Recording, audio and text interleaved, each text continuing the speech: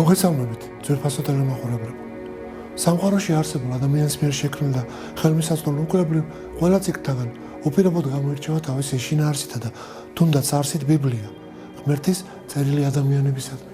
მამას ეცერის დარიგება საჩუქარი ადამიანის მომავალი მარადიული ნეტარების გზამკვლევი. წინა გადაცემაში ჩვენ ხაზგასმით აღნიშნეთ, რომ ჩვენი ყველა აზრი, მოქმედება დამოკიდებულია ემპირიული, ცდისეული, ექსპერიმენტით დადასტურებული ინფორმაციის აღქმაზე ჩვენს მიერ, რის შედეგადაც ყალიბდება უკვე ლოგიკური კანონზომიერებების და კანონების ერთობლიობა ჩვენს გონებაში და მონაცემთა ასეთი ეგრეთ წოდებული ბუკეტი კი იწვევს უკვე შემდგომ ქმედებებს, რაც საბოლოო ჯამში განსაზღვრავს კიდეც ჩვენი ცხოვრების არსს, მიზანს და შედეგს. საიდან მოვედით, რანი ვართ, საით მივდივართ, რისთვის ვარსებობთ. წმინდა გაბრიელ ბერი სიცოცხლეში ხშირად უსვამდა თურმე თავის როლს ამ კითხვას. გამომოყვასნო, იქნებ მითხრათ, რისთვის ჭამთ და ვსვამთ. მას შემდეგ კი რაც მოისმენდა მრავალფეროვან პასუხებს, რომელთაგან ზოგიერთი მართლაც შეიძლება სწორი გამოდგარიყო, თვითონაც განმართავდა ხოლმე. სასუფევლისთვის უნდა ჭამოთ და ვსვათ. აი, სწორედ ეს თეზისი გახლავთ ჩვენი დღევანდელი გადაცემის მთავარი ლეიტმოტივი.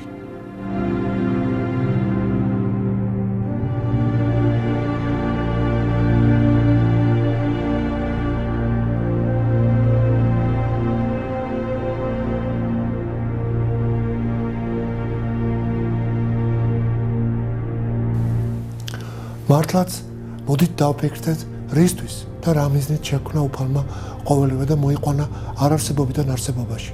როგორ? ნუ თუ იმისთვის რომ დავიღუპოთ, ანუ გავშორდეთ უფალს სამუდამოდ, ანდა ვიყოთ ათეისტები და გავქრეთ გარდაცვალების შემდგომ, როგორც მათი მსოფლმხედველობიდან გამომდინარეობს.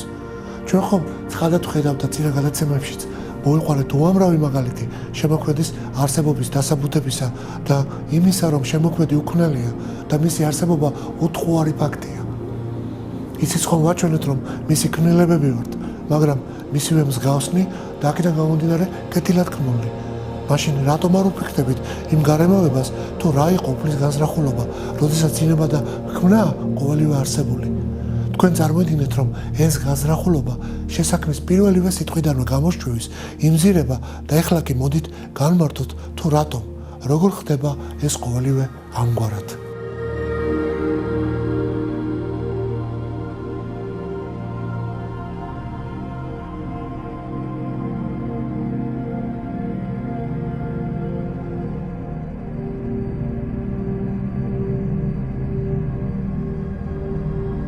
დასაბამად. შესაქმნის ეს პირველივე სიტყვა ებრაულში გამოითქმის როგორც ბერეშიტ და ნიშნავს თავდაპირველად, დროის დასაწყისში.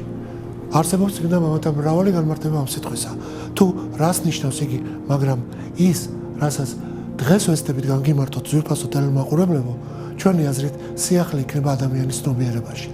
ჩვენ ვეცდებით დავინახოთ შესაქმნის პირველივე სიტყვაში ის უკეთილშობილესი განზრახვა ღვთისა, მიზანი, რაც ჩადებული იქნა მის მიერ შესაქმნის პირველივე ქმედებაში დასაბამად.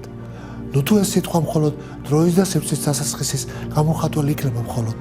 შეიძლება დრო ან სივრცე შეიქმნას და მერე არსებობდეს რაიმე მიზნის განზრახულობის გარეშე, შემოქმედთან ურთიერთმიმართების გარეშე, შემოქმედისგან დამოუკიდებლად აზრი აქვს რაიმეს. მოდით აქ ცოტათი მაინც ისევ ისტორიული პერიპეტიები მოვიშველიოთ და ვეცადოთ უფრო ნათლად წარმოვაჩინოთ სათქმელი. როდესაც მავალნი ეგრეთ წოდებული მეცნიერნი თვით დაჯერებულად გვიხსნია, რომ თითქოს ყველაფერი დაიწყო მყისიერად, უეცრად და ამას ინფლაციის და დიდი აფეთქების თეორიას უწოდებენ, მეგობრებო, იქნებ მოიკრიბოთ ცითამამე, გეყოთ გამბედაობა და ჩემთან ერთად იკითხოთ.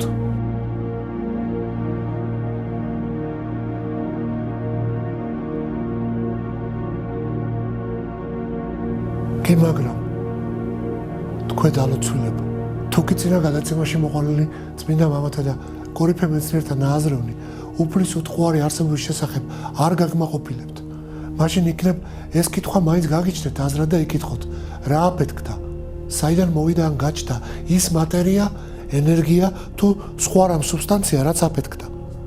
ეს ერთი.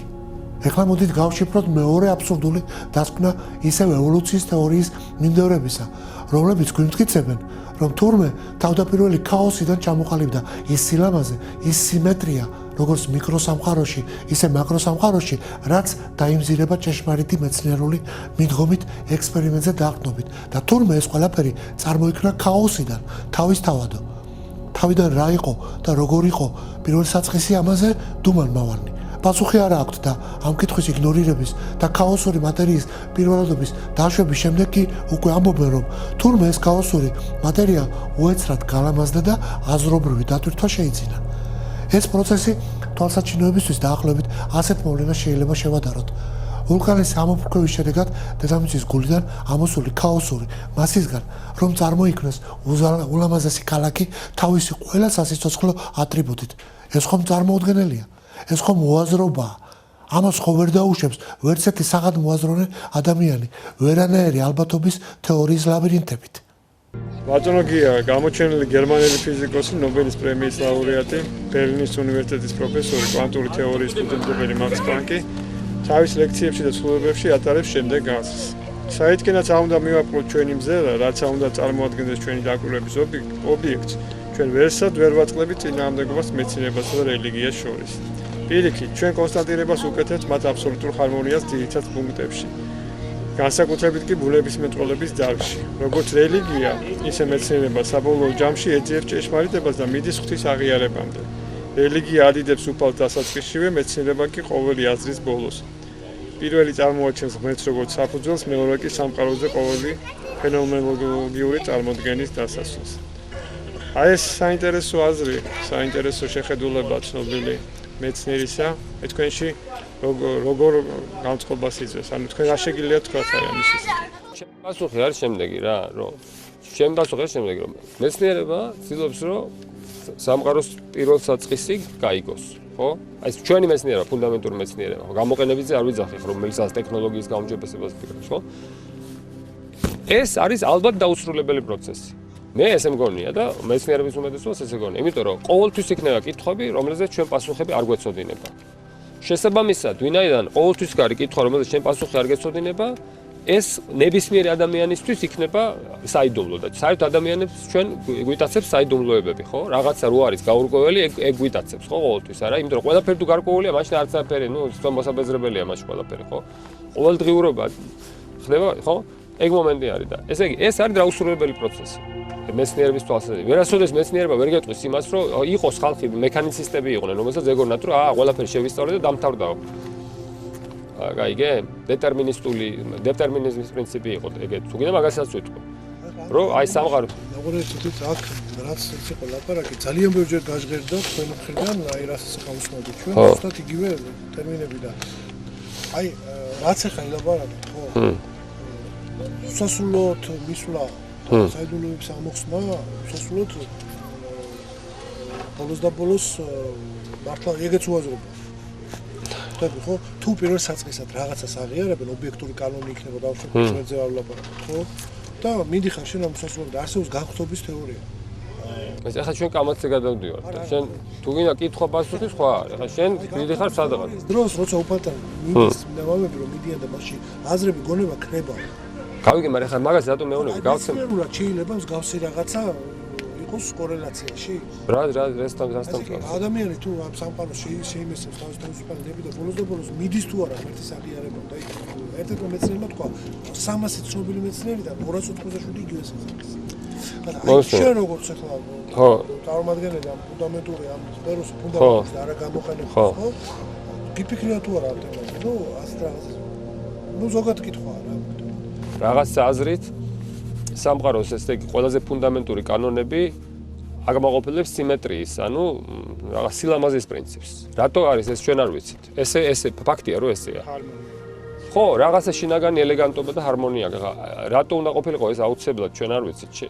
შესაძლებელი რატო არ შეიძლება რომ მაგალითად კანონები, ბუნების ყველაზე ფუნდამენტური კანონები არ ყოფილიყო არც ელეგანტური, არც ლამაზი, არც არაფერი, ხო? ყოფილიყო რაღაც ძალიან რთული განტოლებების რაღაც რთული სერია.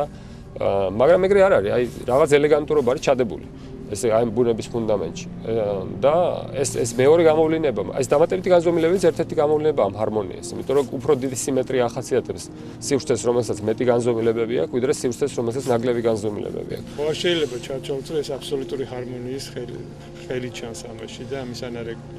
არა, მე როგორც მეცნიერი, მე მასე შორს ვერ მივცემ ჩემს თავს უფლებას, რომ მასე შორს წავიდე, იმიტომ რომ მე ჩვენი ამოცანა არის უბრალოდ მარტივად ის რომ ჩვენ დავაკვირდეთ იმას, რაც იზომება და ჩვენ გამოვიკვლიოთ როგორია სამყაროს სტრუქტურა. რა თქმა უნდა, კითხვაზე პასუხები ეს არის უმნიშვნელოვანესი კითხვები, აი რაც თქვენ დასვით ახლა. ანუ ფაქტურად ის რომ რატო არის სამყარო მაინც და მაინც ისეთი როგორიც არის. ნუ მაგაზე ახლა ბევრი მოსაზრებები არსებობს, ფილოსოფიურიც, რელიგიურიც, მეცნიერულიც, მაგრამ ასე ვთქვათ, ჯერ ჩვენ არა ვართ იმ დონეზე, რომ შევძლოთ ექსპერიმენტულად ასე ვთქვათ, აი საფუძვლების მიღმა არსებული პრინციპების შესწავლა. აი ჩვენ ესე ვართ ახლა ეტაპზე, როდესაც ჩვენ ვცდილობთ გავიგოთ როგორია სტრუქტურა. იმედია მე მოვა დრო, როდესაც ჩვენ შევძლებთ იმის გაგებას, რატო არის ეს სტრუქტურა ესეთი და არის სხვანაირი. სხვა შორის არსებობს იდეები, ზოგს მაგალითად თვლის, რომ სინამდვილეში არის უამრავი სხვადასხვა ვარიანტი, როგორც ამ ბუნების კანონების და ამ უსასრულო სამყაროს სხვადასხვა რეგიონებში ეს კანონები სხვადასხვანაირად რეალიზდება. ანუ ფაქტურად ჩვენი კოსმოლოგიური ჰორიზონტის მიღმა ძალიან შორს არსებობს სხვა ესეთი რეგიონი სამყაროსი, რომელშიც კანონები სხვანაირად მოქმედებს, ბუნების კანონები. ასე ვთქვათ, მთელი ესეთი სკანირება ხდება. ზოგი ამას ლანდშაფტსაც უძახის, ფუნდამენტური თეორიის ლანდშაფტს. ესე იგი თეორიას აქვს რაღაც ერთი ძალიან ამოსავალი პრინციპი, მაგრამ ეს პრინციპი როგორ რეალიზდება აი ბუნებრივ კანონებში, ეს სხვადასხვანაირია. ნუ დაახლოებით ისევე მაგალითად ახლა სიცოცხლის პრინციპი დედამიწაზე უჯრედის დონეზე ასე ვთქვათ, ნუ რაღაცნაირად ვიცით დაახლოებით როგორია, ხო? რატო არის არ ვიცით, მაგრამ ვიცით დაახლოებით როგორ მოქმედებს, მაგრამ ამ სიცოცხლის გამოვლინება ფორმებში არის საოცრად მრავალგვარი, ხო? ცხოველებში და მცენარეებში და ასე. ესე იგი, რაღაც აზრით შეიძლება ესევე მოქმედებდეს ზოგიერთი თვლის, რომ შეიძლება ფიზიკური თეორია ფიზიკური სამყაროში, აი ფიზიკური კანონებიც ესევე იყოს. იყოს რაღაც ერთი ძალიან ფუნდამენტური პრინციპი, რომელიც მოქმედებს მაგალითად ათგანზომილებიან სივრცეში. მაგრამ ის თუ ეს პრინციპი როგორ აკეთებს თავის რეალიზებას, სხვადასხვა რეგიონებში სამყაროს შეიძლება სხვადასხვანაირად იყოს რა. იყოს სადღაც სამყარო, სადაც მაგალითად ელექტრონს სხვანაირი მასა აქვს, პროტონს სხვანაირი მასა, ან საერთოდ არც არსებობს ელექტრონი პროტონი. ეს ინტერვიუ 5 წლის წინათ გახლავთ ჩაწერილი და კარგად ერგება დღევანდელი გადაცემის დედა აზრს. ჩვენ არ ვიცით თურმე რატომ არის მატერიალიზებული სამყარო ჰარმონიული და სიმეტრიული. და ეს შეიძლება ასე არც ყოფილიყო, ანუ ყოფილიყო სამყარო ასიმეტრიული და ანჰარმონიული. თავის დროზე მეცნიერულ წრეებში უდაოდ დამსახურებული ყურადღება მიიქცია ეიდიდის სახელით ცნობილმა ჰიპოთეზამ იმის თაობაზე, რომ თურმე ჩვენ სამყაროში არსებობს 3-ზე მეტი ფარული 4 და ასე შემდეგ განზომილება. მე ხალხს უსვამ, რომ ეს თეორია მხოლოდ ჰიპოთეზაა, მანამ სანამ არ დამტკიცდება ექსპერიმენტზე. ეს ჰიპოთეზა გამოირჩევა თავისი სიმარტივით, რაც გულისხმობს ავტორთა, რომელთაგან ერთ-ერთი კი ადვალია, უდაოდ ღრმა კვალიფიკაციას საქმის ცოდნას და ამას მარტო ჩვენ კი არა, მსოფლიო სამეცნიერო სამყაროც აღიარებს. მაგრამ ამ შემთხვევაში ჩემს მიზანს წარმოადგენს წარმოვაჩინო, არის თუ არა ამ და მისი წინამორბედი თეორიების დედა აზრი სიახლე, როგორც მეცნიერული, ასევე რელიგიური თვალსაზრისით და გააზრებულია თუ არა ბოლომდე სხვა ფუნდამენტური მეცნიერული ასპექტებიც. ჩვენ ხომ დიდი ხანია მიგვითითებს წმინდა წერილი ანგელოზთა სამყაროს არსებობის შესახებ. სასუფეველს რომ აღარ შევეხოთ, ჩვენი საგანზომილებიანი სივრცის გარეთ ხომ არსებობს სულიერი სამყარო? თუ ასე არ არის, მაშინ რომელ განზომილებაში არსებობენ ანგელოზები? თუ ტყუილია მათი არსებობის ფაქტი, ანუ არ არსებობენ ისინი. მესამე გადაცემაში ჩვენ მოვიყვანთ ფიზიკის ენაზე უტყუარ ექსპერიმენტულ ფაქტებს ანგელოზთა ხილული არსებობისა ფოტო და ვიდეო ფილმების სახით, სადაც ცხადად დავინახავთ თუ როგორ ჩნდებიან ჩვენს სამგანზომილებიან სივრცეში სხვადასხვა ზომის ანგელოზები და ქრებიან სამგანზომილებიანი სივრციდანვე. ჯგუფთა თეორიაც ხომ უსასრულო განზომილებების ბაზაზე აგებული და სიმეტრიის შემცირებებით შემოდის ჯგუფების, ანუ სხვადასხვა სახის ელემენტებისგან, განზომილებებისგან შემდგარი სიმრავლეები. როდესაც თავისუფლად манипуლირებთ პლანკის მუდმივით და მანძილით თეორიებში, მაშინ მის სიტყვებს რატომ აღარ ვაქცევთ ყურადღებას, როცა ცხადად მიგვითითებს პლანკი, რომ იგი და თითქმის ყველა გამოჩენილი მეცნიერი მასთან ერთად აღიარებს უფლის, როგორც სამყაროს შემოქმედის და შესაბამისად უსასრულობაზე მეტის დომინირებას სამყაროში. ასეთ ფონზე რატომ გვიჭირს უფლის შესახებ თუნდაც უბრალო სიტყვის თქმა ტელეეთერში? მაშინ ვოლფგანგ პაულმა რა უნდა ქნას, როცა ყველას გასაგონად წარმოთქვა სიტყვები, ანალიზი ექსპერიმენტზე მაღლა დგას, ხოლო სული კი მატერიაზე აღმატებულია. ჰაიზენბერგის განუზღრებლობის პრინციპში სად რჩება სამი განზომილების ადგილი? თუ უკვე შეიცავს ამ პრინციპის ფიზიკური არსი მაღალ განზომილებებს და ბოლოს დირაკის ვაკუუმი, ველის კვანტური თეორია, ხომ ბრწყინვალე მაგალითია იმისა, რომ თურმე ჩვენ დიდი ხანია გვაქვს შეხება მაღალ განზომილებებთან სინათლის სახით.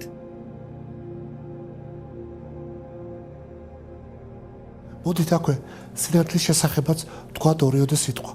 ბიბლიის პირველივე თავიდან ვკითხულობთ, რომ უფალმა შექმნა სინათლე თავდაპირველი მიწის და ცის შექმნის შემდეგ, ოღონდ მათგან დამოუკიდებლად ცალკე.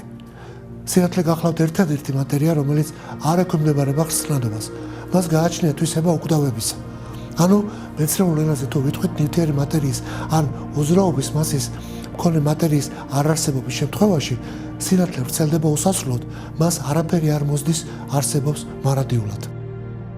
ერთხელ ბატონი გია კითხულობდა ლექციას თბილისის სახელმწიფო უნივერსიტეტის პირველი კორპუსის სააქტო დარბაზში.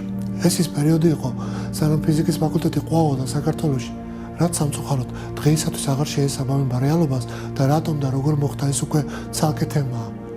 მაშსადამე ამ ლექციის დროს მან მოიყვანა შემდეგი სახის ექსპერიმენტული მოდელის აღწერა მაღალი განზომილების არსებობის თეორიის გამყარების მიზნით და თქვა, რომ გარკვეულ მანძილებზე გარკვეული სახის მატერიის ურთიერთქმედების დროს ელექტრომაგნიტური ველის ფოტონების გარკვეული რაოდენობა ხელსაწყოზე აღარ უნდა დაფიქსირდესო და შესაბამისად ჩვენს სამგანზომილებიანი სივრციდან გადავიდეს 4 განზომილებიან სივრცეში გრავიტონების სახით.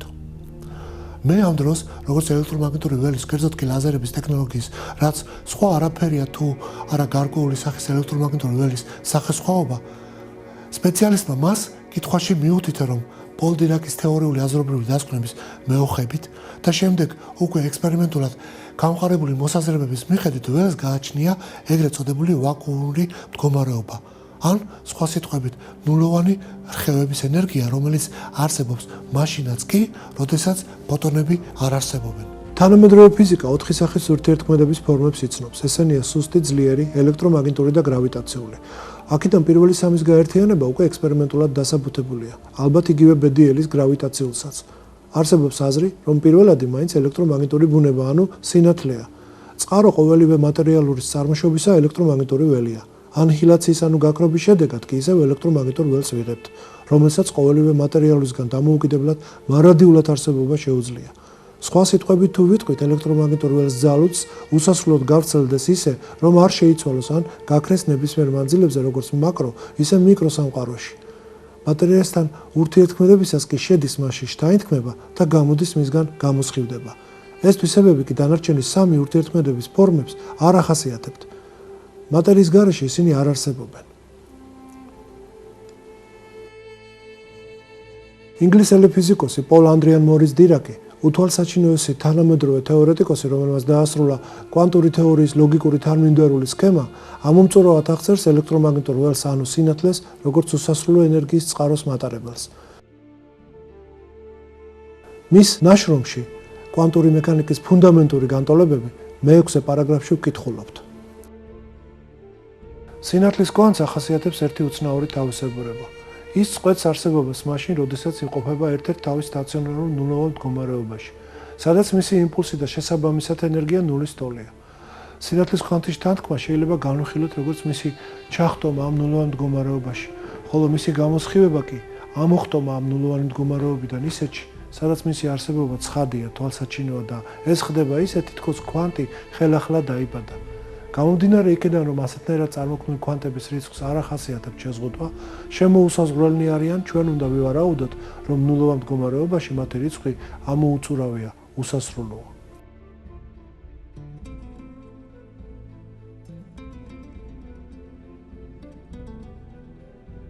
ანუ ფოტონების არარსებობის დროს გარკვეული სიხშირის ველი არსებობს ამ მდგომარეობაში და ეს ემპირიული ფაქტია, განსხვავებით გრავიტონებისგან, რომელთა არსებობაც ჰიპოთეტურია მხოლოდ ჯერჯერობით მაინც. და ამის მერე მე ვთხოვე გიას დაეზუსტებინა თუ რა მოუვიდოდა ველის ამ ნაწილს. მისი აზრით, ფოტონების გრავიტონებად სხვა განზომილებაში გადასვლის შემთხვევაში დარჩებოდა ჩვენთან თუ გახვდებოდა ფოტონ გრავიტონებს მაღალ განზომილებაში. ღმერთია მოწამე და ბატონი პროფესორი დოდარ კეკელიძე და აგრეთვე ცხოვრებული აკადემიკოსი თენგიზ სანაძე, რომელიც ჩემს გვერდით იჯდა ამ დროს, რომ გიას ამ კითხვაზე პასუხი არ ჰქონდა. მეცნიერება და რელიგია ურთიერთდაპირისპირებული კი არ არის, პირიქით ავსებენ ერთმანეთს და ერთ ჭეშმარიტებისაგან მიმავალ გზას ემსახურებიან. ლექციის შემდეგ ჩვენ დაფასთან ვიდავეთ კიდეც ამ საკითხზე და გიას ცდილობდა დავერწმუნებინებ, რომ ველის ეს მდგომარეობა ველის დაკვანთვის პროცესის არასწორი მათემატიკური ნორმირების შედეგად ჩნდებოდა, რაც არანაირად არ შეესაბამება რეალობას და ამ თემას უკვე აღარ შევეხები. ეს მაგალითი კი მომყავს სწორედ იმიტომ, რომ აქვე მინდა გავახსენო გიას თანამოაზრის ამ თეორიაში გიგა გაბადაძეს თუ რა უთხრა მამა გაბრიელმა მას მისი მომავალი მოღვაწეობის შესახებ. აი ეს სიტყვებიც. დამარცხდები შვილო უფალთან შენი თეორიითო, უთქვამს წმინდა გაბრიელ ბერს გიგასთვის.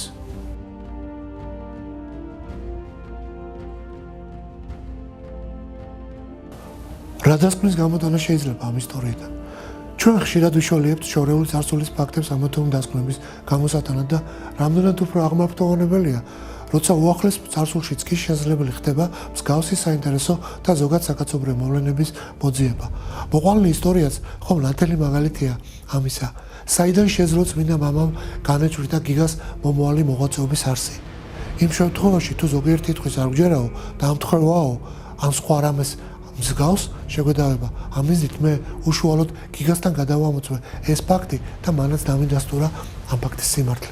მაშინ მოდით ახლა ჩაუფიქრდეთ თუ რას გულისხმობდა წმინდა ბერი. აი სწორედ ამ თეზის ემსახურება ჩვენი დღევანდელი გადაცემის შინაარსი და წარმოაჩენს იმ მიზანს და აზრს, რაც უფლის მიერ დასაბამად იქნა ჩადებული უსულო თუ სულიერი ქმნილებების შექმნის დროს და მათი მთელი მიწიერი არსებობის განმავლობაში. ხშირად გაგვიგია შემდეგი ფრაზა ჩვენს ცხოვრებაში: ყოველივე გენიალური მარტივია. მარტივია ის, რაც გვესმის, რასაც შევიცნობთ და ვიღებთ როგორც ჭეშმარიტებას. ეს ეხება უფლის განზრახულობასაც, მაგრამ იმ შემთხვევაში თუ მოცემულია ჩვენთვის შესაძლებლად და არ არის დაფარული. მართლაც ჩვენი ცხოვრების მიზანი შეიძლება იყოს დაფარული უფლის მიერ? რა თქმა უნდა, არა. რამე თუ ამ შემთხვევაში ეს იქნებოდა ბოროტება, ჩვენ ვიქნებოდით რობოტები. თავისუფალი ნების არ მქონე არსებები. წმინდა წერილი კი რას გვასწავლის? იმას, რომ ყველაფერი პირიქითაა და მამაზეციერი დასაბამიდანვე ადამიანს და ევას შექმნიდანვე ზრუნავს ჩვენთვის გარკვეული მიზნით. რა მიზანია ეს? რაში მდგომარეობს მისი არსი? ადამიანმა რომ იცოდეს, რა ნეტარება ელოდება სასופველში, 100 წელი მატლი რომ ხრინდეს, იმასაც აიტანდაო გვასწავლის ერთ-ერთი წმინდა მამა. ადამიანი დიდებული ქმნილებაა და თუ კი მასში ვერ ხედავს სიკეთეს ან სიკეთის მარცვლებს, რომელსაც აღმოცენება სჭირდება, ვეჭვობ, რომ სრულიად დაბრმომილი ხარ. იტყობა ხოლმე წმინდა ბერი გაბრიელი.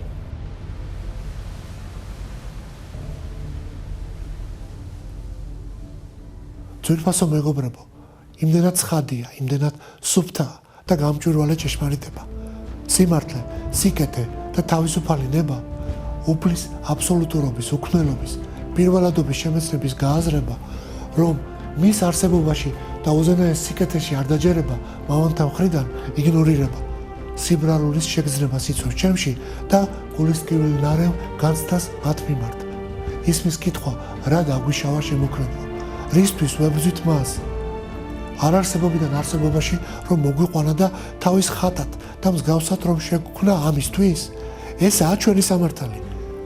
კიდევ უფრო საშიშია იმათი მდგომარეობა, ვინც სიტყვით აღიარებს უფალს, წმინდა სამებას, მაგრამ საქმით კი ინიღბება, ეწევა ფარისევლობას და ამ ქვეყნიურ განცხრობას ეძიებს და ემონება მას.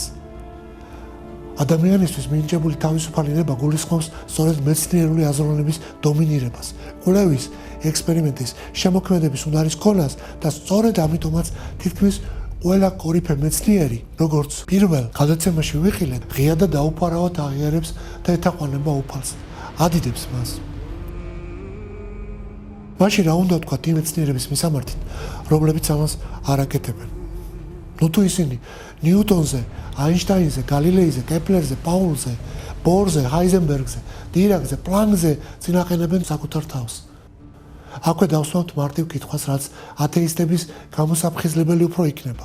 თუ კი სიკვდილის, რასაც ვერ აცდება ვერც ერთი დაბადებული ადამიანი, შემდეგ ვქრებით, ისე თითქოს არ ვარსებობდით და არ ვაგრძელებთ არსებობას. მაშინ რაღა აზრი აქვს ამ ქვეყნიურ ცხოვრებას? რისთვის ვზრუნავთ?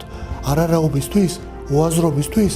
ეს ხომ აბსურდია და თუნდაც ყველა მეცნიერული დასკვნა, თეორიაც კი ხომ მიგვითითებს იმაზე, რომ ასე არ არის და არაფერი არ იკარგება სამყაროში. არამედ მხოლოდ ხდება გარკვეული სახის ტრანსფორმაციები, გარდაქმნები, თუნდაც სხვადასხვა განზომილებებში ფიზიკის ენაზე და სხვადასხვა ცაში რელიგიის ენაზე.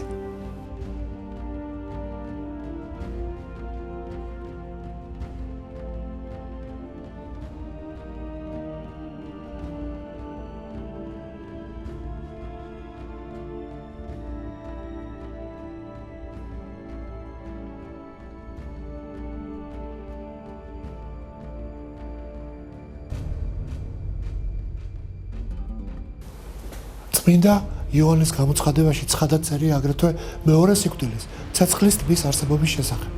რას უნდა ნიშნავდეს ეს?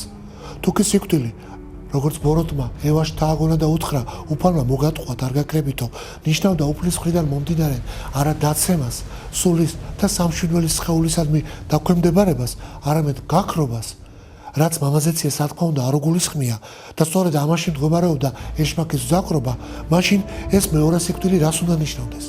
ამდა რა საჭირო იყო სიკვდილის ცნების შემოტანა საერთოდ უფლის მხრიდან? აი, ჩვენო ძვირფასო ტელემაყურებლებო, აქ ამ მომენტში უკვე ვეცდები წმინდა გაბრიელ ბერის შეგონებებზე გამოფრთხილმა უფლისა და მისმა მორჩილმა მოკვდავმა ცოდვილმა გაუბედო და შევეხო უფლის განზრახულობის მოგრძალებულ ახსნას. ცხადია ისევ და ისევ წმინდა ბერის სიტყვების და შეგონებების მეშვეობით. შეზავებული სხვა წმინდა მამათა და მოღვაწეთა ნაზრებში. მას ასე დასაბამად ხმნა ღმერთმა და შემოქმედების ეს პროცესი უკვე შეიცავს მიზნის გარემოებასაც. ყველაფერი რაც კი შეიქმნა, ანგელოზებიდან დაწყებული, ადამიანებით დამთავრებული ემსახურება ერთადერთ მიზანს, ქმნილებების სამუდამოდ მარადიულად დამკვიდრებას სიკეთეში. დაუსრულებელ ნეტარებაში ღმერთთან, მის წიაღში და ეს პროცესი მიმდინარეობს ახლაც, ამ წუთასაც. მოდით მოусმინოთ წმინდა გაბრიელ ბერს ასე აჯობებს, რამე თუ მასზე უკვე თამა მე ხომ ვერ შევძლებ მსგავსი თემის ახსნას. მაშასადამე.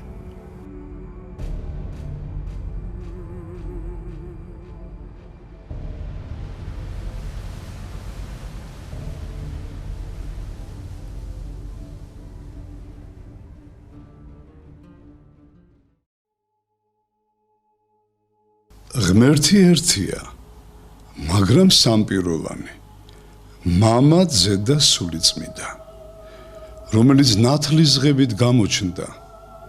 თვითონ სიტყვა მართლმადიდებელი მიგანიშნებს, რომ ჭეშმარიტი სარწმუნოება მხოლოდ ეს არის.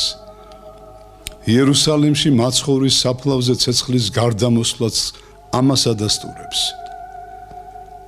უფალი რომ ბრძანებს გავაჩინოთ კაცი ჩვენს ხატად, ჩვენს მსგავსად, ეს ხომ სამება ბაასობს ერთმანეთში. აბა ანგელოზს არ შეუძლია შექმნა. გავაჩინოთ, თქვა ქრისტემ, და ამიტომაც სიტყვა ღვთისა მოევლინა და არა მამა ან სულიწმინდა. თან იშვა, რადგან იქაც ცაში ძე იყო, რომ პიროვნება არ დარღვეულიყო. მამრეს მუხასთან აბრაჰამს რომ უფალი გამოეცხადა, შუაში იესო ქრისტე, სიტყვა ღვთისა, ხოლო აქეთ იქით მიქაელ და გაბრიელ მთავარანგელოზები. ანგელოზები განასახიერებენ მასთან ერთად წმინდა სამებას. რუბლევომ ახალ აღთქმისეულად დახატა წმინდა სამება, ანგელოზების სახით. შუაში ძე, სიტყვა ღვთისა დაბრძანებულია და იღებს სასმის, მსხვერპლშეწირვის ბარძიმს, რაც იმას მოასწავებს, რომ უნდა მოვლენილიყო და ჯვარცმულიყო. რუბლოვის ხატზე განცხადებულია საუბარი წმინდა სამებისა, რომ განკაცებულიყო სიტყვა ღვთისა. მამა ღმერთის ნებას ქრისტე უხრის თავს და სულიწმიდაც თავს ხრის, რომელიც ეთანხმება განხორციელებას. სინამდვილეში უფალს რად უნდა ფრთები, ის ხომ სულ არს. მამის უკან სახლი დგას, ძის უკან ხერისგანაც გამოიხსნა კაცობრიობა ჯვარცმით. სულიწმიდის უკან კი კლდე, სიმტკიცე და ძალი. აი ღმერთი, წმინდა სამება წარმოვიდგინოთ როგორც მზე. ის ხომ დისკოსგან, სინათლისა და სითბოსგან შედგება. მამა შევადაროთ დისკოს, ქრისტე ნათელს, სულიწმიდა კი სითბოს. გამოყავი მზისგან რომელიმე, ხომ ვერ იქნება მზე? ასევე წმინდა სამებაც არ იქნება ერთმანეთის გარეშე. მამა იმას ნიშნავს, ვისაც ძე ჰყავს, ძის გარეშე მამა ვერ იქნებოდა. ესე იგი, არ არსებულა ისეთი დრო, რომ მამა იყო და ძე არა. სულის გარეშე კი ღმერთი არ იქნებოდა. რაც უნდა მამას, იმას იქმს, რაც უნდა ძეს, იმას იქმს, რაც უნდა სულიწმიდას, იმას იქმს. სამივე ზნება ერთმანეთს ემთხვევა. გასაგები რომ იყოს ღმერთი წარმოვიდგინოთ მისი ხატებისა და მსგავსების ადამიანის სახით. განვიხილოთ, რას ნიშნავს მამას რაც უნდა, იმას იქმს. მამა არის დამბადებელი აზრი. ამიტომაც როცა ადამიანის სახლის შენებას იწყებს, ჯერ აზრი მოდის თავში, რომ ააშენოს. შემდეგ ამბობს სიტყვას, უნდა ავაშენო. აუცილებელი არა ხმამაღლა იტყვის თუ არა და თავისი სულით, ძალით იწყებს შენებას. ახლა განვიხილოთ, რაც უნდა ძეს, იმას იქმს. ძე არის სიტყვა, მამისაგან შობილი გონი. ხომ გაგიგიათ, რა უაზრო რამ თქვაო? ჩვენ რასაც ვამბობთ, იმას ზოგჯერ არ ვასრულებთ. ღმერთი კი ტყუილად არაფერს ბრძანებს, რასაც იტყვის, იმას ასრულებს. ადამიანმა წარმოთქვა სიტყვა სახლი უნდა ავაშენო და იწყებს შენებას. მისი ძალი და აზრი მასთანავეა. ახლა განვიხილოთ, რას ნიშნავს, რაც უნდა სულიწმიდას, იმას იქმს. ადამიანს არც აზრი მოუვიდა, არც სიტყვა უთქვამს, მაგრამ სულმა გაუწია და დაიწყო სახლის შენება.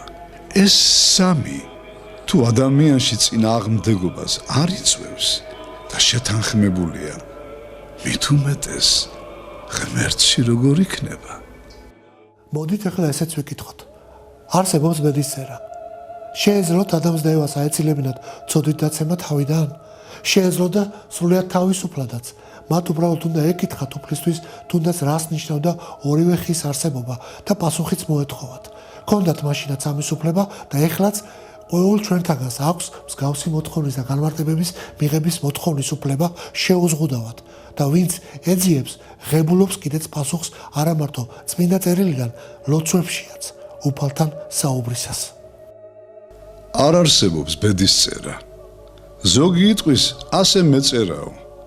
თუ ადამიანს დაღუპვა ეწერა, მაშინ რატომ უნდა განეკითხოს ღმერთმა? ბედისწერას ჩვენ თვითონ ვქმნით. ადამიანმა თუ თავისი დაუდევრობით და დაუფიქრებლობით სიცოცხლე საფრთხეში ჩაიგდო, ან გარდაიცვალა, რა შუაში აქვს ბედისწერა? რაში გჭირდებათ ღვთისნების გამოკვლევა? საჭიროების შემთხვევაში უფალი აგასრულებინებთ.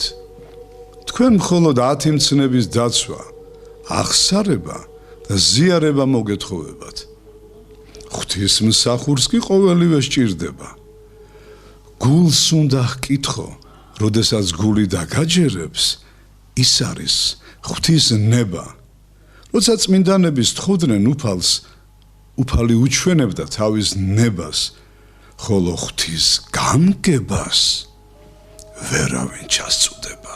არსებობს დაშვება, ნება და გამგება. დაშვება, როცა უფალი გვაძლევს თავისუფლებას. და როგორც ბოროტები, ასევე ადამიანები, რასაც გვინდა, იმას ვაკეთებთ. როცა უფლის ნება შემოდის, ბოროტნი და ადამიანები გაშეშებულნი ვართ. ამ შემთხვევაში უფალს რაც სურს, იმას აკეთებს. უფლის ნება ყოველთვის კარგია. უფლის ნება იყო სოდომი და გომორი რომ დაანგრია. უფალს უნდოდა ცოდვები აღმოეფხვრა. რაიმე რომ მოხდება ზოგიტყვის ღვთის ნება იყო. რა იციან რომ ღვთის ნება იყო? წმინდანები ხომ არ არიან? შეიძლება ადამიანმა 20 კაცი მოაქციოს სარწმუნოებაზე, მაგრამ არც ამ დროს უნდა თქვა ღვთის ნება იყო. იქნებ შენ ღმერთმა იმ დროს ისეთი ძალა მოგცა, რომ 20 კი არა 40 კაცი უნდა მოგექცია. თუ რაიმეს გაკეთებას აპირებ, უნდა თქვა იყოს ნება ღვთისა. ღვთის განგებულება მართავს ყველაფერს. ხან ნებას შემოუშვებს, ხან დაშვებას და ამიტომ ხდება ასე. ღვთის განგებულებით ხდება ყველაფერი. როდესაც რაიმე საკითხს ვერ წყვეტ, არ შეგიძლია და არ იცი როგორ მოიქცე, ღვთის განგებულებას უნდა მიენდო და აღარ იფიქრო მასზე. და იყოს ნება შენი უფალო. წარსულში, როდესაც რაიმე საკითხს ვერ გადაწყვეტდნენ, ყოველთვის ასე იქცეოდნენ. ზოგიერთი ადამიანი იტყვის თვალი გამექცაო. ეს ტყუილია. რადგან თუ სულს არ უნდა, არ გაიხედავს. თვალი სულის სარკეა. მონაზონი თუ ინტერესით გაიხედავს კარისკენ, ვინ მოვიდაო? იმას თავისი თავი ჯერ არ უარუყვია. არა მოიღო სახელი ღვთისა შენისა, ამაოსა ზედა. მამა ხომ ღვთის სახელია. ხშირად საჭიროების გარეშე ამაოდ ახსენებენ ღვთის სახელს. ღვთის სახელის ხსენებას დიდი გაფრთხილება და შიში სჭირდება. ღვთის სახელს როცა ახსენებ, ფეხზე უნდა წამოდგე და პირჯვარი გამოისახო. ღვთის სახელის ხსენება მხოლოდ ლოცვისა და სწავლების დროს შეგიძლია შიშითა და სიყვარულით. დანარჩენ დროს კი არანაკლები კრძალვა უნდა გქონდეს. ან კი ვინ იცის ღვთის სახელი რა არის? ღმერთი ნიშნავს ღრმა ერთს და მიუწვდომელს. ადგილის მიხედვით ყველაფერი ღმერთშია. ბუნების მიხედვით კი ყველაფერი ღმერთის გარეთაა. ზოგიერთი იტყვის ღმერთი უსასრულოაო. კი მაგრამ ყველაფერს ხომ აქვს საზღვარი? თვითონ ღმერთმა ხომ იცის რამ ხელა? უსასრულობაზე მეტია ღმერთი. ამიტომაც არის ჩვენთვის დაფარული. უფალს 7 თვალი აქვს და თითო თვალი 1000 ჯერ აღემატება მზეს. უფალს მრავალნაირად მიმართავენ. მამა ხომ ღმერთის სახელია. როცა ამ სახელს ამბობ, დიდი შიშით და სიყვარულით უნდა წარმოთქვა. და თუ არ შეგიძლია, არ თქვა.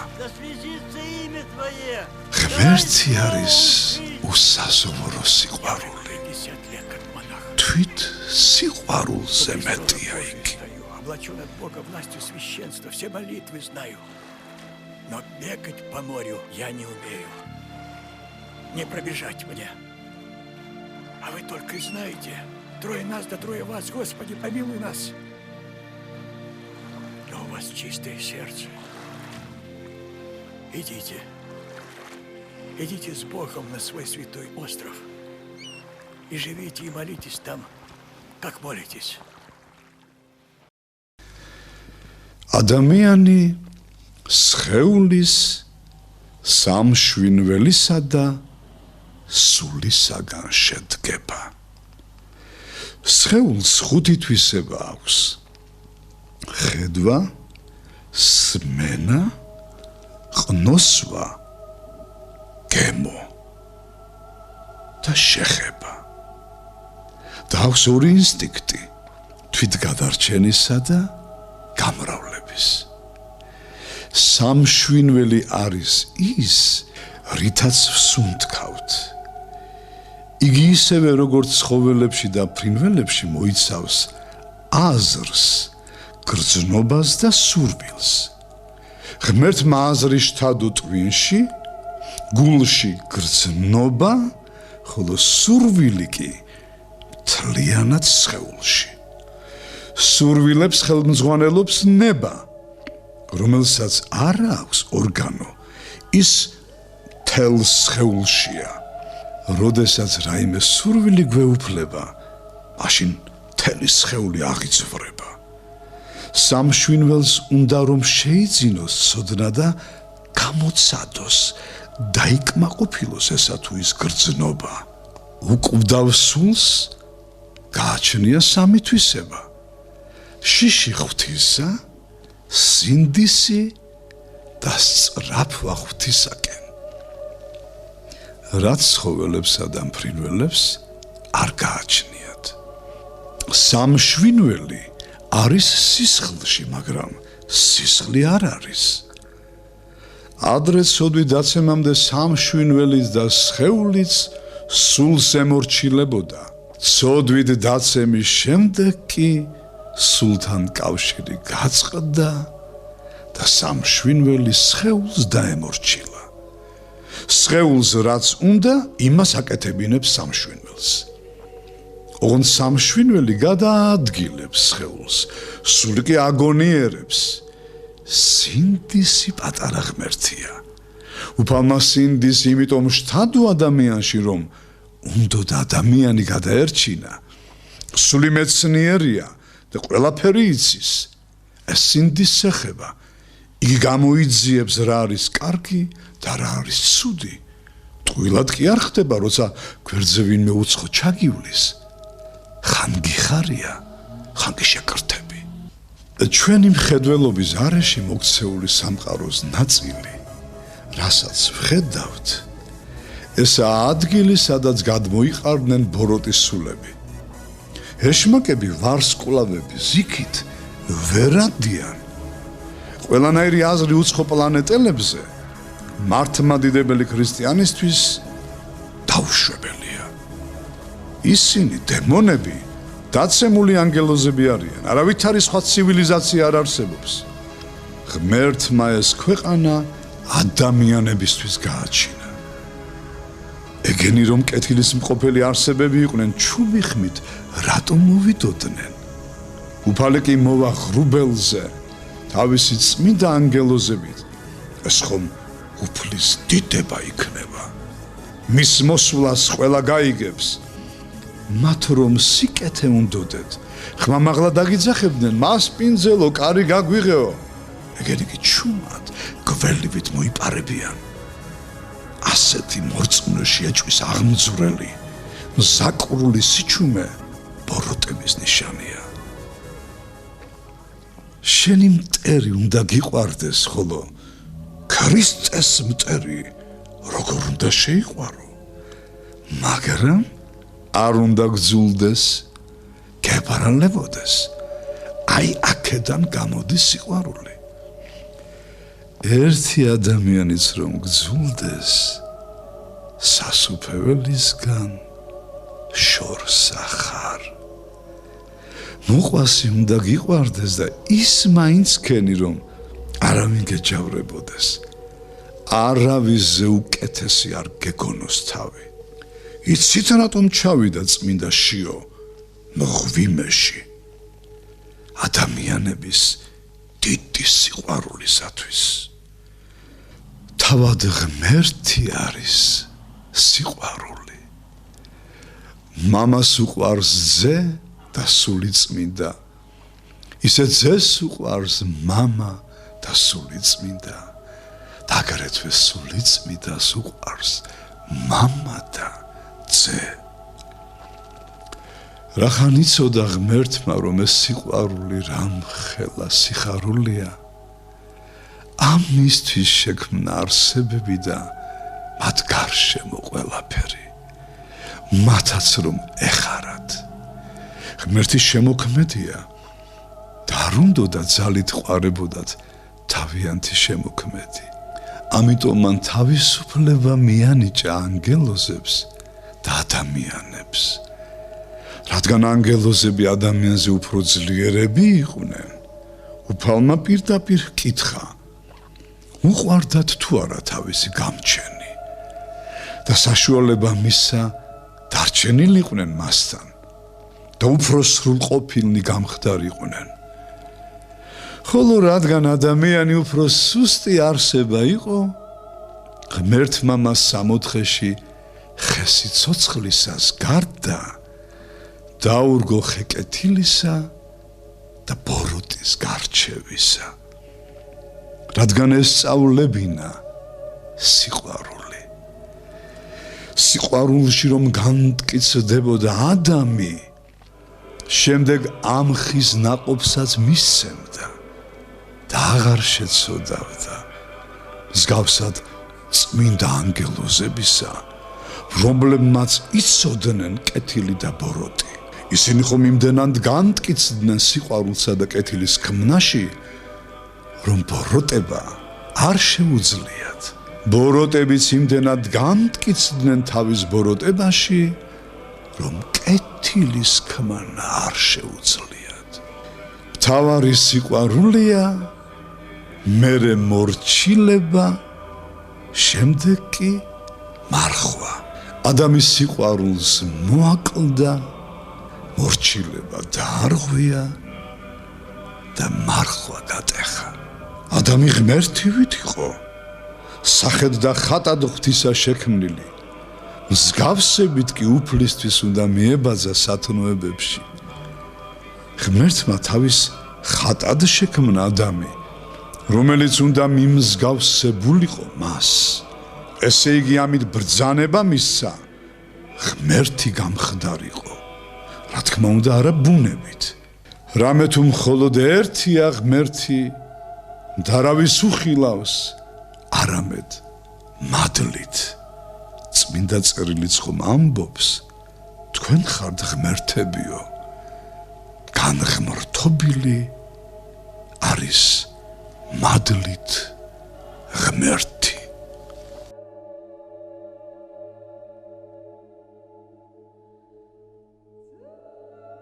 მოდით აქ შევჩერდეთ ძვირფასო ტელემაყურებლებო სათქმელი უკვე ითქვა ვისაც ყური აქვს გაიგონოს ვისაც თვალი აქვს იხილოს გავიმეორებ დასაბამად ადამი ღმერთივით იყო სახეთ ხატად ღვთისაქმნული მსგავსებით კი უფლისთვის უნდა მიებაძა სათნოებებში უნდა მიმსგავსებულიყო მას ანუ ამით უფალმა გარკვეული დავალება მისცა ადამიანს რომ გარკვეული პერიოდის შემდეგ იგი ღმერთი უნდა გახვდარიყო მაგრამ არა ბუნებით რამე თუ მხოლოდ ერთია ღმერთი არამედ მადლით და ამგვარად ადამიანის სახით ყველა დაბადებული ადამიანისგან უფალი ითხოვს მადლით ღმერთობას რაც განხრთობას ნიშნავს და თუ როგორი სახით დაგვიტოვა ამ სასწაულებრივი ღვთის განზრახულობის აღწერა წმინდა მამა გაბრიელმა იმედია რომ ჩვენი ქრისტესმიერი მამა კირიონი იგივე ერისკაცობაში ზაზაონიანი არ დაგზარდება თვითონ მოგითხრობთ ძვირფასო ტელემაყურებლებო ამ მოვლენის შესახებ რომელიც მას ერისკაცობაში გადახდა თავს და რაც მას წმინდა მამა გაბრიელმა დაუტოვა საჩუქრად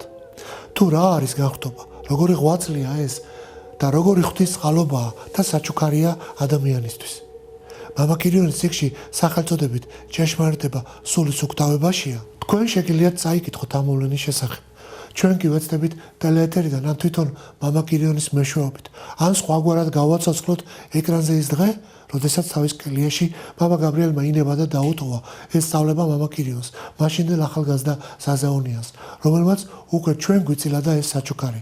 აი, ერთი პატარა ეპიზოდიც განხთობის შესახებ ამ წიგნიდან. დიდი ამ დროს ადამიანში სიყვარულის ალი, რომელიც ერთ-ერთი ენაა მარადიული უზენაესი ცეცხლისა, რომელსაც სიყვარული ჰქვია.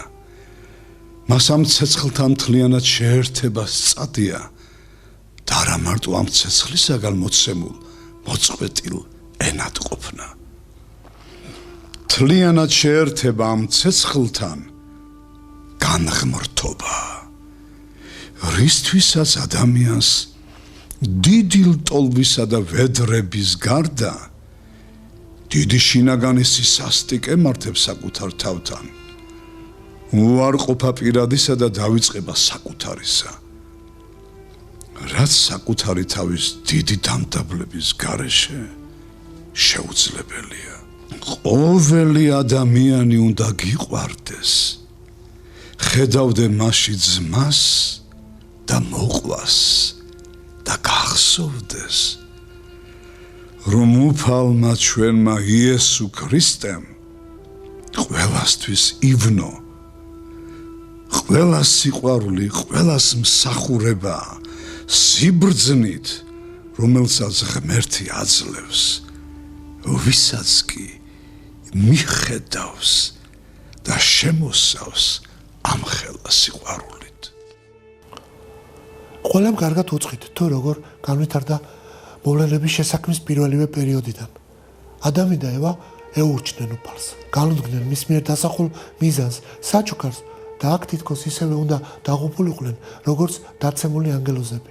მაგრამ ყოვლადწმიერმა ღმერთმა ინება და არ გაწირა ჩვენი წინაპრები. თავის თავზე აიღო მათი და ეხლა უკვე ჩვენი წოდვებიც. საკუთარი თავი დაიმდაბლა და დაიდანაშაულა იმაში, რომ ჩვენ ავირჩიეთ ნებსით უნებლიეთ ბოროტება, რომლის წარმოქმნაშიც იგი არ ჩარეულა. არამედ პირიქით, ერთგზის ევნო ჩვენი წოდებისათვის ადამიანური ბუნებით და ჯვრის ძალით განაქარვა პირველი სიკვდილი, რათა გაეხსნა ჩვენთვის კიდევ ერთხელ გზა სასუფევლისკენ, რა მიზნითაც შექმნა დასაბამად. ისევ წმინდა გაბრიელ ბერს მოусმინოთ. ბოროტება ღმერთს არ შეუქმნია, რადგან ბოროტებას არსი არ გააჩნია. ბოროტება არის სიკეთის ნაკლებობა. სატანა, რომელიც ადრე სინათლის მატარებელი ანგელოზი იყო, სიკეთით იყო შექმნილი, მაგრამ როცა მოაკლდა ამ სიკეთეს, გარდაისახა ბოროტად. ბოროტი იმიტომ გადმოაგდო უფალმა ციდან, რომ სინანული აღძვროდა ადამს და ევას, რომ შეენანათ, უფალიც დატოვებდა მათ ედემის ბაღში. უფალმა იმიტომ დაუძახა ადამს, ადამ, სადახარ, რომ უნდოდა შეენანა ადამს და სინანულის შემთხვევაში 60-ში დაეტოვებინა. უფალმა იმიტომ დაუშვა ბოროტება, რომ დაცემიდან ჩანს ღმერთის სიდიადე. სამაგიერო დაცემულებს ყოველთვის შეუძლიათ შეინანონ, სანამ დროა.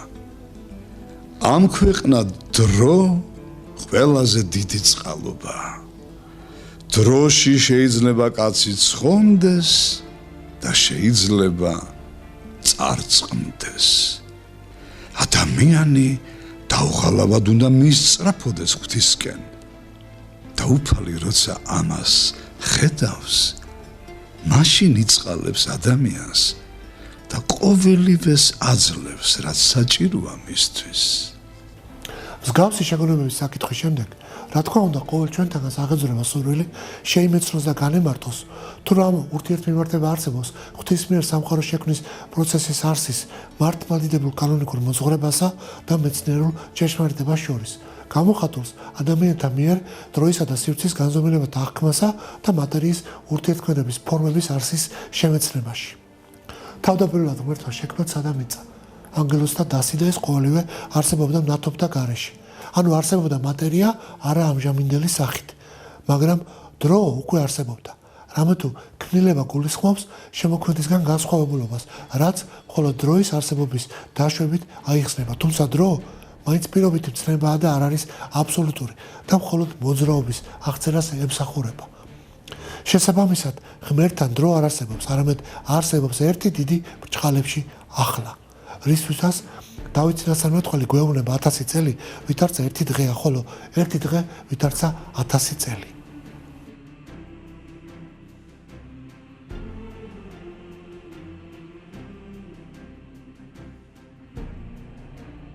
აქ ლაპარაკია სწორედ დაბადებაში მოხსენებულ ბიბლიურ დღეებზე, რომელსაც იმოწმებს აგრეთვე სუმნათი ბერი იოანე ზოსიმე და ბაჟისადმი შეიძლება ვიგულისხმოთ, რომ ღვთის მიერ ხილული სამყარო შეიქმნა ამჟამინდელი დროის ათვლის სისტემის მიხედვით, რომლის ათვლაც ნათობთა ერთმანეთის მიმართ ბრუნვით განისაზღვრება 6000 წლის განმავლობაში.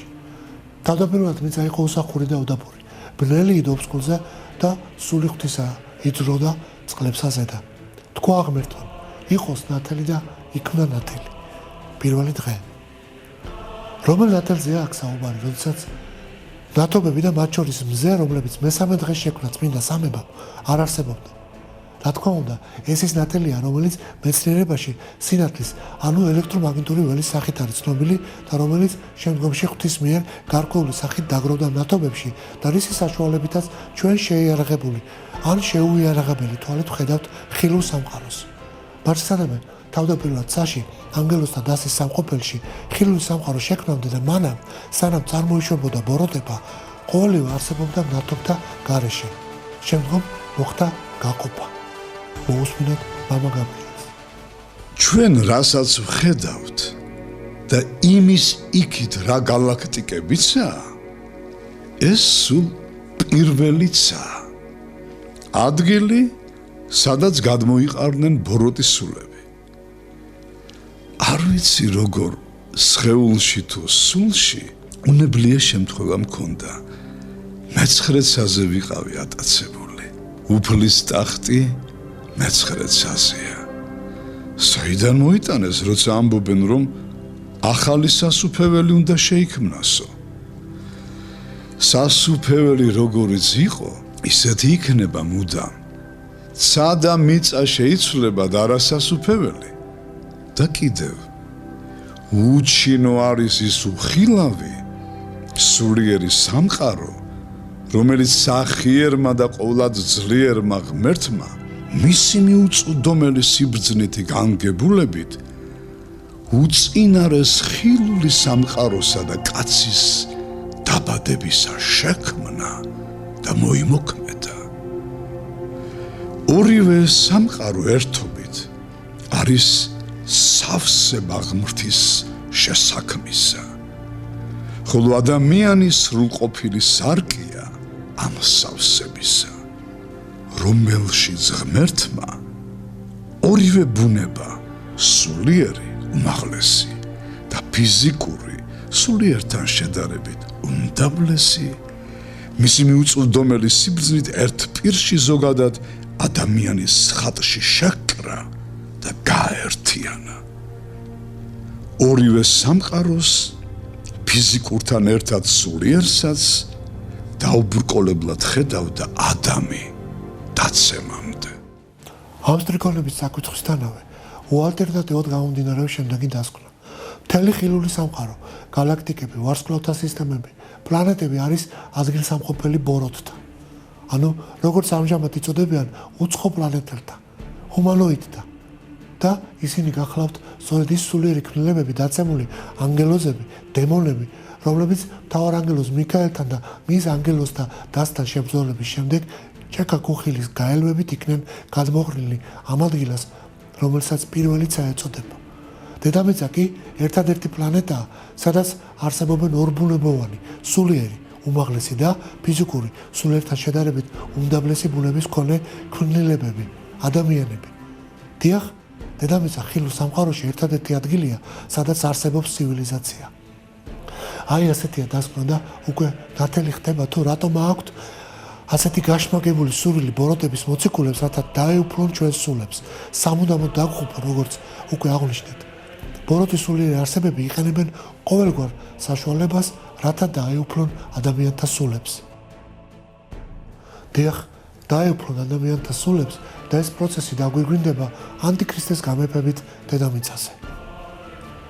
გავიხსენებთ გაბრიელ ბერის მიერ ნათქვამს. საქართველოს ეკლესიას მადლი არასოდეს განშორდება. როდესაც ანტიქრისტე მოვა, ეკლესიაში ხატებს ჩამოხრის და თავის ხატს დაკიდებს. აი მხოლოდ მაშინ გავა ეკლესიებიდან მადლი. ამ სიტყვების თქმის შემდეგ გაბრიელ ბერმა ეკუმენიზმის საშინელებაზე იკადაგა. ამბობდა, რომ ჯერ იქნება ერესი აღრევა, მაშინვე ეკუმენიზმი შემოვა და მალე ანტიქრისტეც მოყვებაო. თანამედროვე პერიოდში ხშირად გაისმის აგრეთვე მოწოდება იმის შესახებ, რომ ღმერთი ერთია და რასაჭირო ამდენი რელიგიური განშტოება. თვალე დავხუჭოთ ერთმანეთის გამომრიცხავ განსხვავებებზე. დოგმატური იქნება ეს თუ სიმბოლიკური და გავერთიანდეთ. ამ საკითხის შესახებ ბევრი კომპეტენტური ნაშრომი გამოქვეყნდა ძვირფასო ტელემაყურებელმა, მაგრამ ნახეთ რა მარტივია აქ სიცრუის დანახვა. კი, მაგრამ ერთი ღმერთი რომ არის, იგი თავისი არსის შესახებ შენ ერთს გეუბნება, სხვას მეორეს სრულიად საწინააღმდეგოს და კიდევ უფრო სხვას მესამეს. ისევ ორივე საწინააღმდეგოს და კიდევ უფრო სხვაებს საერთოს განსხვავებულს და ასე შემდეგ. აქედან რა გამომდინარეობს? ის რომ ეგრეთ წოდებული ახალი მსოფლიო წესრიგის ქადაგებელთა შემეცნების მიხედვით ბიბლია ყველაზე დიდი მატყუარა წიგნი ყოფილა. რადგანაც არ შეიძლება ერთი ღმერთი რამდენიმე განსხვავებული ურთიერთსაწინააღმდეგო არსით წარმოჩინდეს. ანუ ყველა უნდა ცდებოდეს, ან მხოლოდ ერთი შეიძლება იყოს მართალი.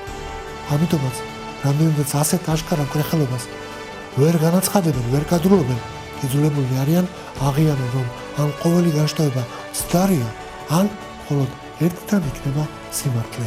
მამა გაბრიელი პირველად პინჩორს გამოისახავდა და მართლმადიდებელი სარწმუნოების ჭეშმარიტებაზე შემდეგს ქადაგებდა. გავიმეოროთ. ღმერთი ერთია, მაგრამ სამპიროვანი. მამაძე და სულიწმიდა, რომელიც ნათლის ღების დროს გამოჩნდა.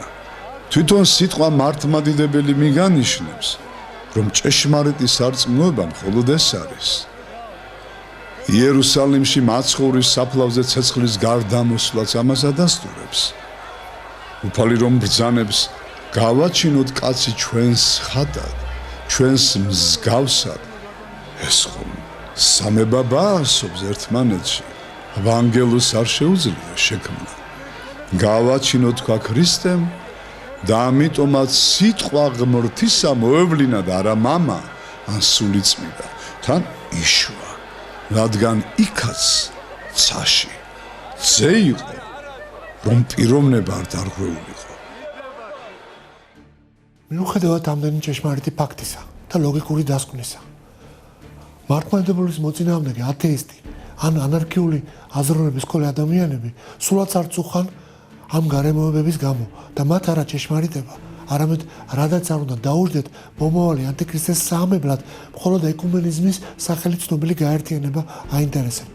რომს თქვან ისე, როგორც წარმართობის ეპოქაში იყო სხვადასხვა ღმერთი არსებობს, არ შეუძლიათ, რადგან მაშინ თვით ღმერთის განმარტებას, რომ ღრმა ერთს ნიშნავს, ეწინააღმდეგებიან და გარდა ამისა იმ სრულ რელიგიურ მოძღვრებასაც ვეღარ იქადაგებენ მომავალში, რამაც ანტიქრისტეს მოსვლისას მის კაცღმერთად გაბატონებას უნდა შეუწყოს ხელი. აი, ასეთ სრულ საფუძველს ეყრდნობა ეს ეგრეთ წოდებული საყოველთაო მოძრაობა და კაცობრიობის საკმაოდ განათლებული ნაწილიც კი რატომღაც მშვიდად იხლართება ამ საკმაოდ მარტივ, კოსმოპოლიტურ, სულიერი ბაბილონის შენებისთვის განკუთვნილ მახეში. რამდენი ასეთი მახეა ჩვენს გარშემო?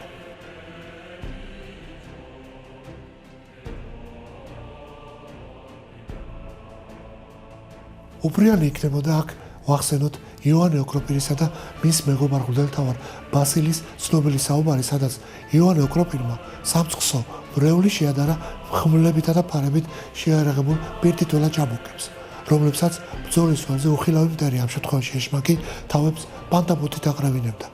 ასეთ პირობებში წარმოგიდგენიათ, როგორი უნდა გახდეთ ღვთელი, რომელიც ამ უსამართლო ბრძოლაში წინ გაუძღვება სამწყსოს. მონაზონი დედაპარასკევა იხსენებს.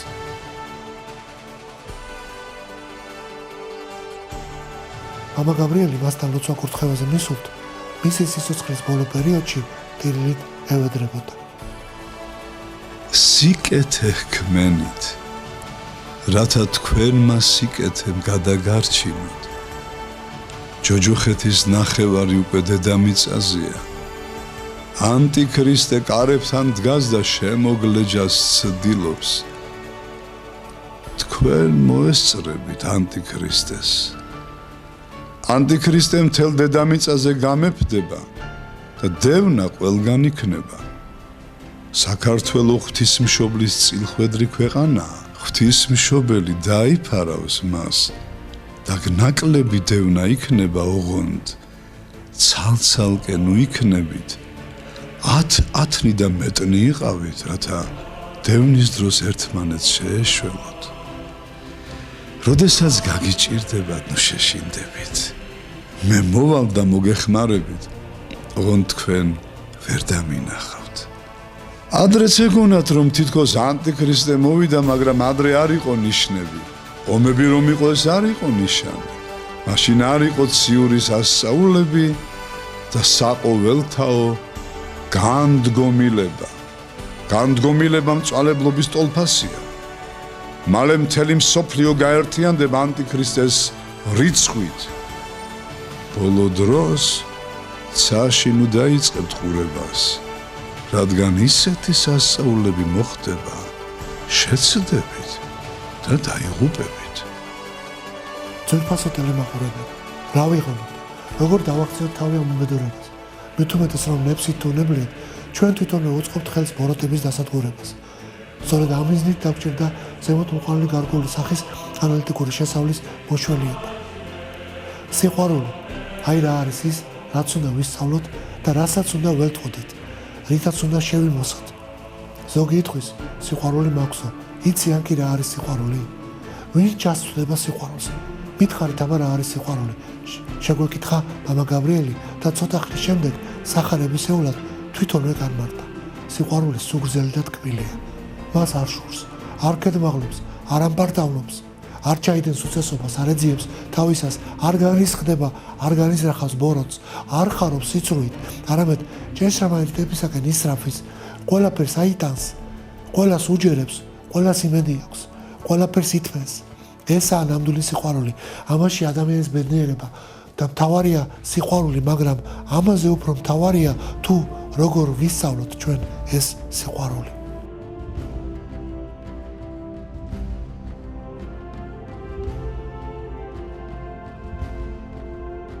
ამ სიტყვების თქვის შემდეგ წმინდა ბერი წამოიწია, ბირჯვარი გამოისახა და სახარების სიტყვები წარმოსთქვა. ხოლო მე გეტყვით თქვენ, გიყვარდეთ მტერლი თქვენი და აკურთხევდით მაწყევართა თქვენთა და კეთილსა უყოფდით მოძულეთა თქვენთა და ულოცევდით მათ, რომელი გზლავრობდნენ თქვენ და გდევნიდნენ თქვენ, რაითა იყვნენ თქვენ შვილ მამისა თქვენისა ზესათაისა, რამე თუ მზემისი აღმოვალს ბოროტთა ზედა და კეთილთა და წვიმს მართალთა ზედა და ცრუთა. მე უკვე მესმის კითხვა თუ ბოროტი კაცი როგორ შევიყვაროთ. იკითხა წმინდა ბერმა, ბოროტება ცოდვა შეიძულეთო, თვით ადამიანი კი გებრალებოდეთ და გიყვარდეთ. ღმერთმა უცხის იქნებ ის, ვინც ჩვენ დღეს გვძახს, ხვალ ლოცვით, სრევლით, მარხვითა და სინანულით განეწმინდოს და ანგელოზის მსგავსი გახდეს. ბევრი ყოფილა ასეთი ადამიანი. მაშასადამე დასაბამად უფლის მიზანი ყოფილა ჩვენი მისი ქმნილებების მადლისმიერი განხტობა. სიკეთით გავლა გზისა დასაბამიდან სასუფევლამდე, იმ უსასრულო მარადიული ნეტარებისკენ, რაც სიკვდილის მიღმა არსებობს სასუფევლის სახით. მოდით აქ ამ სტრიქონებით ძვირფასო ტელემაყურებლებო დავამთავროთ ჩვენი დღევანდელი გადაცემა. უსურვეთ ყველას, ჩვენი თანამემამულე მეცნიერი იქნება ეს თუ უცხოელი ან უმრავლო ადამიანი უფლის წყალობა. უსურვოთ აგრეთვე მათ თავიანთ შექმნილ მეცნიერულ თეორიებსა და შემოქმედების პროცესში არა დამარცხება უფალთან, არამედ გამარჯვება სულის საწყობებლად, სიყვარულით და უფლის მადლით განხრთობისათვის. აქვე მოგახსენებთ, რომ ჩვენი მესამე გადაცემა უკვე შეეხება პირადად ჩემთვის ძალზედ ამაღელვებელ და სათუთ თემას. ადამიანის შექმნამდე უფლის მიერ შექმნილი უსხეულო და გაცილებით ძლიერი სულიერი არსებების ანგელოზთა უხილავი სამყაროს არსს. მომავალ შეხვედრამდე.